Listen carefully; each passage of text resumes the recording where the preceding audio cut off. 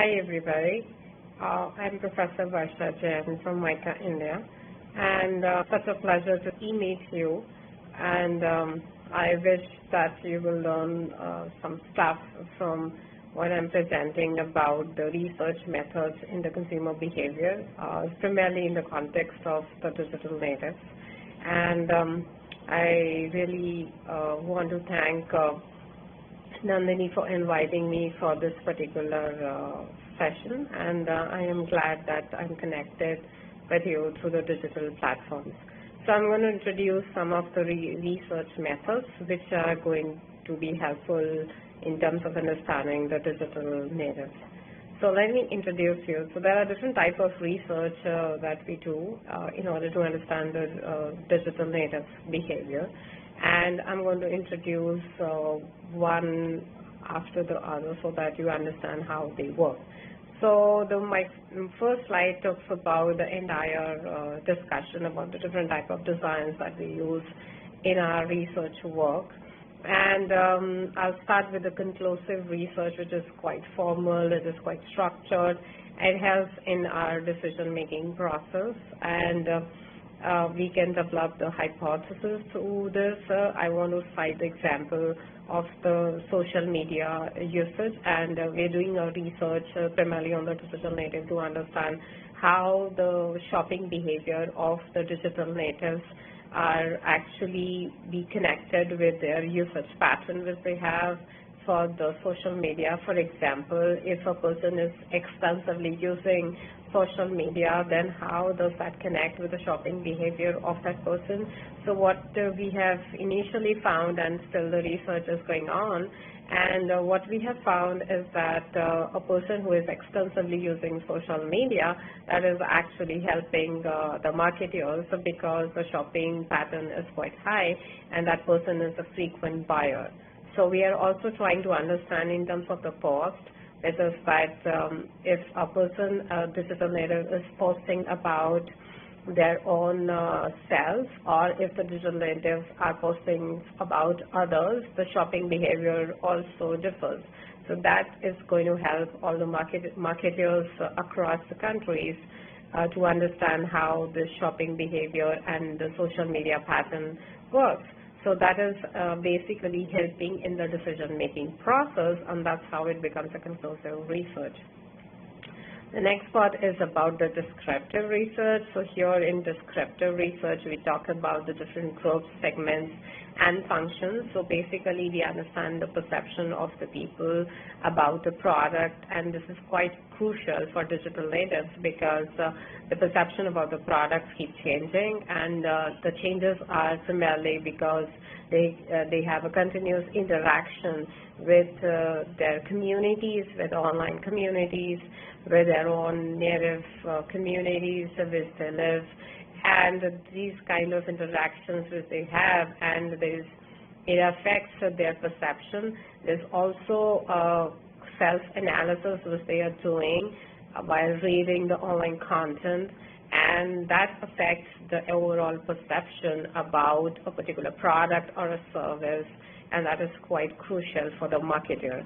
So, for example, we're doing another research where we are discussing about, now we are in an environment which is quite scarce. We do not have the resources as we used to have earlier. So in this scarcity, how the consumers are behaving, and how does that affect the online behavior of the digital natives. So this is something which we are trying to understand the perception of the digital natives in the scarce situation and how they are behaving. So what we have found initially is that they are moving towards more of necessity, and they are very conscious about their consumption. It's more like mindful consumption which is happening, and they also are very careful about the sustainability because earlier these factors were important, but now it has become more important for the digital natives. So if you do this kind of research, then it's more like a descriptive research. And in descriptive research, we primarily focus on who is the respondent in this case of the scarcity. The example that I gave you is about the digital natives, what stands for the information. So we were trying to figure out how digital natives are getting the information, how they're processing the information, the cognitive processing, what is the timing of the information. Timing is we are into this global pandemic, and this is the timing under which we are getting this particular research information. And how they are connected, and where doesn't mean the physical space. I'm more concerned about the digital space because we are discussing about the digital era and why. So what are the reasons of obtaining the information by the digital natives and the methods that they use, which is the way. This is how you do the descriptive research, and probably, when you're going to go for your internship or you're going to go ahead in terms of making the decisions as marketers, and if you're going to manage the brands, which you will very soon in future, then probably in this case it is going to work very well in terms of the descriptive research which you're going to do on the digital natives. So here I would also like to cite another example that we are working on the digital self and the behavior, and how this expression of self is actually leading to a kind of a behavior which is very helpful for the marketers. So what we have found in the earlier stages of the research is that it would be very important for the marketers to understand the behavior of the digital native, their expressions, how they are expressing on Facebook, Twitter, and other social media platforms, because the digital footprints are going to define the digital natives, which are very important for the marketers. So in the coming future, it is not going to be how a consumer looks or how the consumer is sustaining in the physical state, but for marketers, it will be very important to understand how these digital natives are expressing themselves. So through the narratives, through the images, through the pictures, through the conversations that they have, and they will have on their social media, the marketers are going to understand the entire persona of that digital native. And here the persona is very important because it keeps changing. It is for a short while. It is contextual. It is not about the personality of a human being then. It is about more about how this human being is being reflected or wants to be reflected or is wanting to be reflected on the digital platform. That is the key for the marketers. So if you do this kind of research, and I'm sure you will be doing this kind of work, this is going to help you to understand that how digital natives and how people are behaving in the digital world, and how marketers can leverage that particular behavior and help them to enhance their expression. Here I'm also suggesting a very critical point, because basis of behavior, digital native always want that the brands and the marketers should help them by understanding their lifestyle and what they are looking for.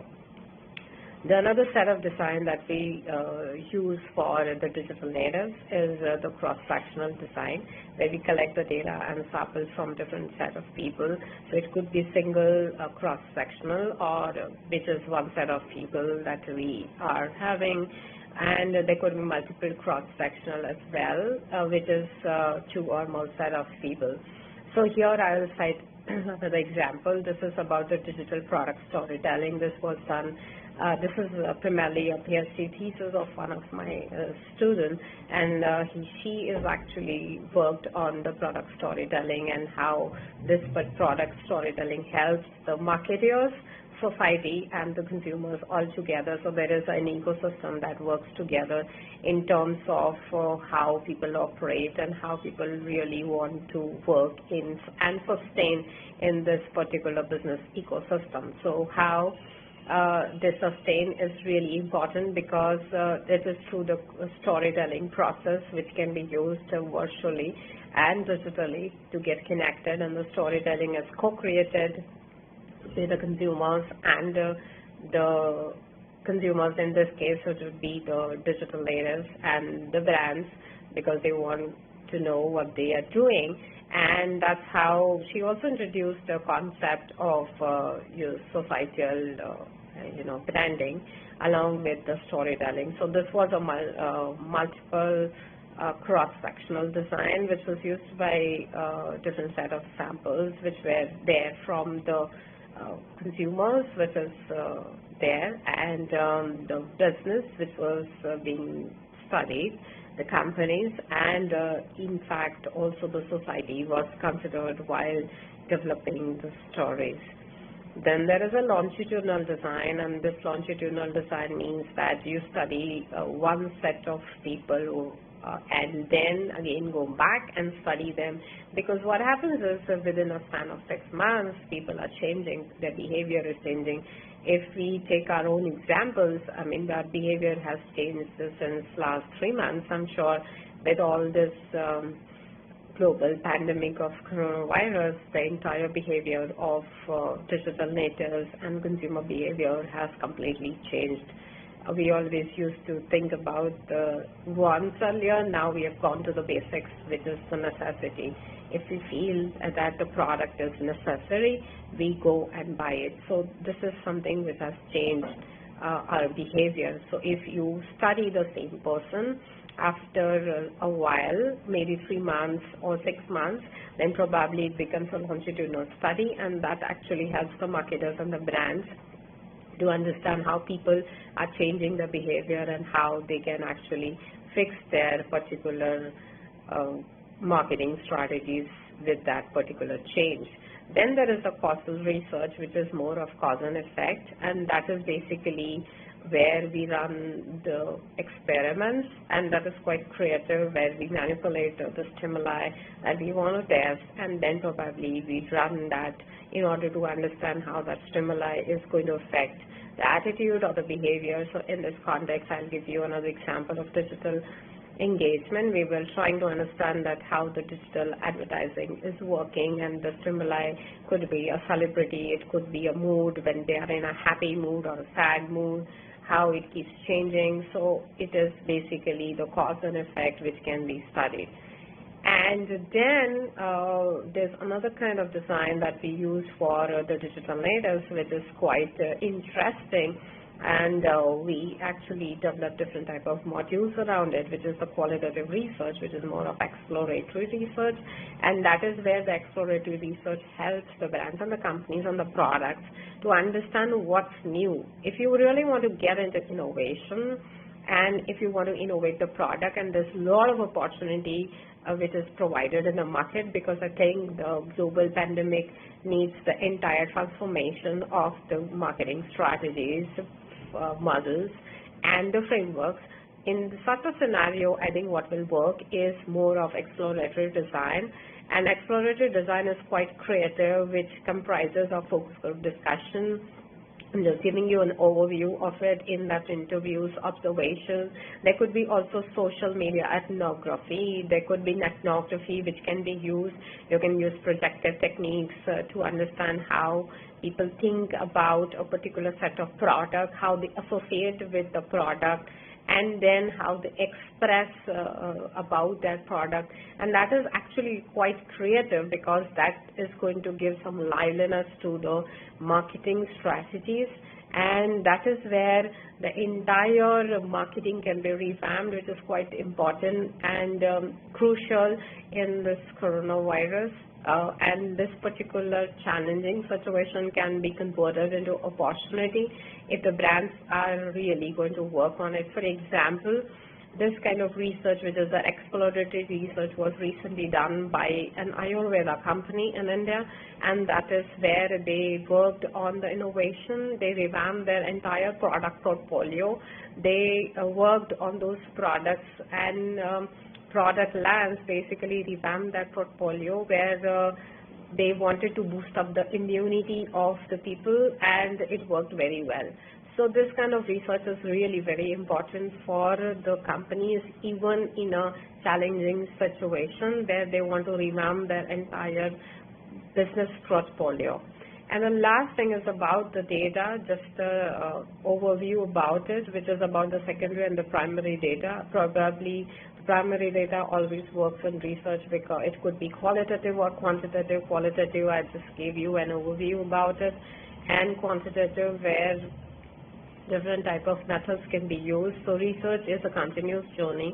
Research is very important in consumer behavior, especially in the context of the digital native, because they keep changing, and this particular change has to be tracked by the brands or the marketers. And I'm sure if it is a continuous process, whether it is a longitudinal study or a survey or an experiment, it has to be done on a continuous basis. So that the brands can be lively, brands can be energetic, and the marketers can always be connected with the digital native. So I hope this particular e-meet would help you, the insights which I've shared from my own research works on digital natives by citing the examples of different methods that we have used at different levels and with different projects will help you in your internship. Again, I would like to thank all of you for being here. I would like to thank Nandini for inviting me for this particular session, and it is always a pleasure to e-meet all of you. And I'm sure with these small insights which I have shared with all of you, you will understand what is happening in the consumer behavior, what type of methods we use, and what kind of methods are important for digital native, and how important is research, which is an ongoing process for the digital natives, and in order to survive in the market, which is quite competitive and quite uncertain, but it can be worked out very well if your research is quite strong and you use different robust methods in order to understand the digital natives, which keep changing and that are very contextual. So thank you very much, all of you. Thank you, Nandini, once again. I'm sure you will do well at Georgia State, and you will do very well wherever you are placed for your internship and your final placement. Thank you so much. Have a great day ahead. Thank you.